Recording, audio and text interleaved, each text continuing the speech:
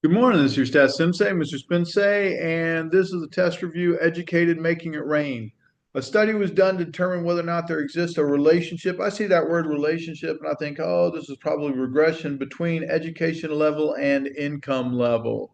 So we're guessing, hey, because it's centered by these two words, and these are my two variables. The data for median income levels and associated years. So there we go, and associated years. So that's where we get years and income level. So we know our variables there. We just don't know which is our X and which is our Y. It's provided in the table along with a computer printout of the analysis.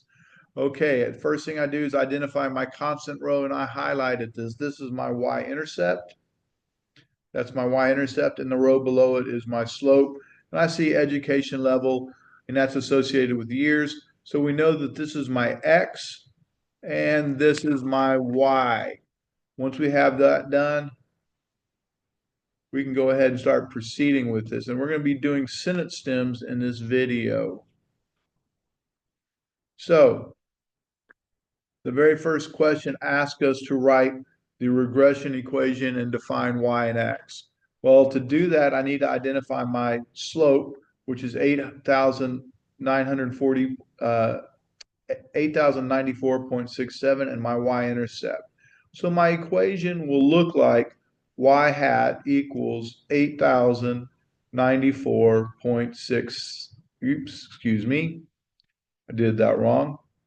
So y hat equals negative 52,654.33 plus 8,094.67x. All right, where that's my y-intercept and that's my slope. Once again, this comes from the y row, and this comes from the slope row. Now, we can write it like that, and it's technically correct, but if we do that, we have to define our variables. So I'd much rather say, hey, annual income, that's our y. Oops, wrong color. Annual income, this right here is our y. And there's our y-intercept. This is our slope, y-intercept. And this is our x variable right there. Okay, so that's without defining it. I much prefer you write it like that. Well, again, technically this is correct. So defining our variables, define y. Well, y is our annual income. And we pull that right from here. And then x is the number of years in school. X is the years in school. And if you'd written education level, I would have accepted it. I would have accepted that, but education level or years in school is correct. All right, either one of those. So the next thing, the question is, it asks for the slope.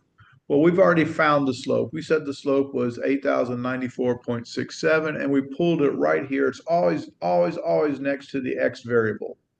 So there's our education level. I mean, there's our slope. Now it asks for the meaning. I highly, highly, highly recommend that you put that as a fraction, 8,094.67 over 1. And remember from Algebra 1, it's y over the x. All right, it's y over the x. So annual income, and I'll put income over years. So for every 1 year increase for every 1 year increase in school, there's a 8,940 $8,094.67% increase in salary.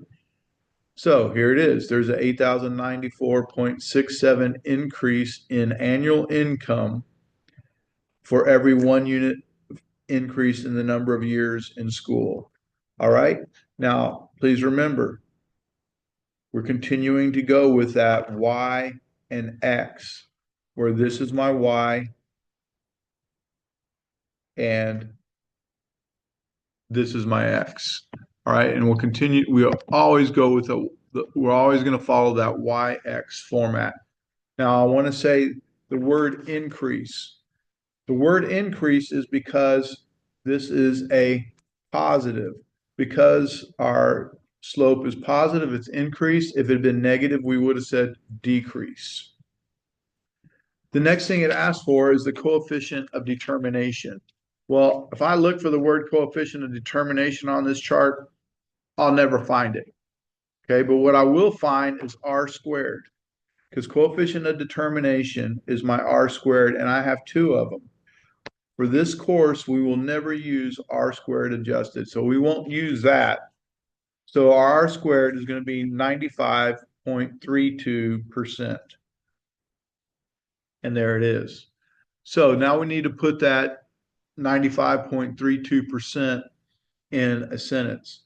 And basically, it's going to say 95.32% of the variation in Y can be explained by changes in X. So 95.32% of the variation in annual income can be explained by changes in the number of years in school. So 93.52%, that came right here, of the variation in annual income. Well, annual income happened to be our Y,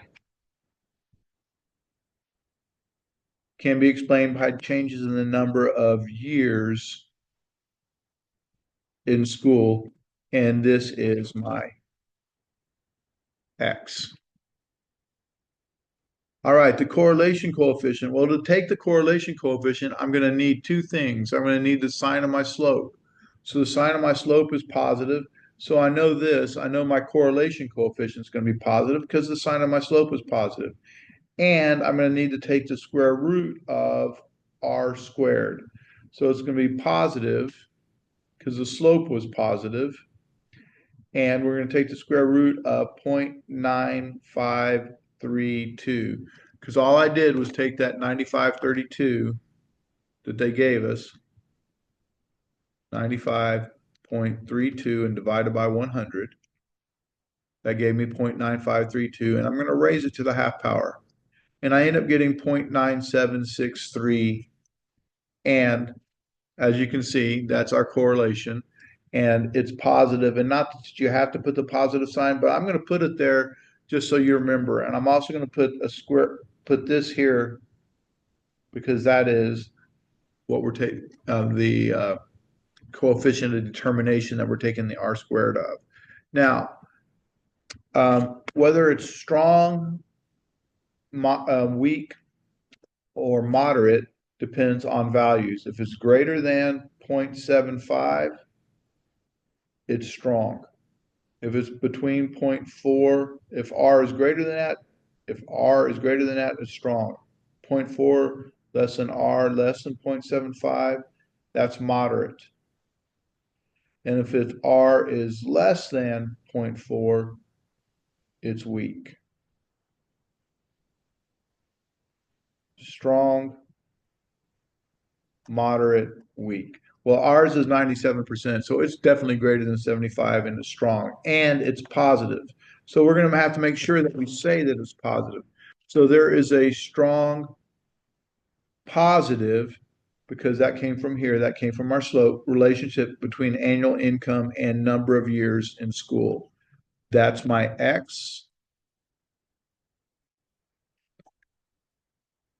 And this is my Y. And once again, you can see that we're being very consistent with YX, YX. The very last thing is asking for the standard deviation of the residuals. Well, we're looking for the lonely S, and I never know where it is. A lot of times it shows in this top corner, but just look for S. S is the standard deviation of residuals. So our value is 6,942 and 13. So the standard deviation of the residuals is 6,942.3 and measures the variance in annual income, where that is my Y, for a given number of years in school. And That is my X. All right. So please remember throughout the thing, YX, and make sure you know how to read the chart in order to get that information. All righty. Appreciate you watching, and I look forward to seeing you on the next one. Thank you.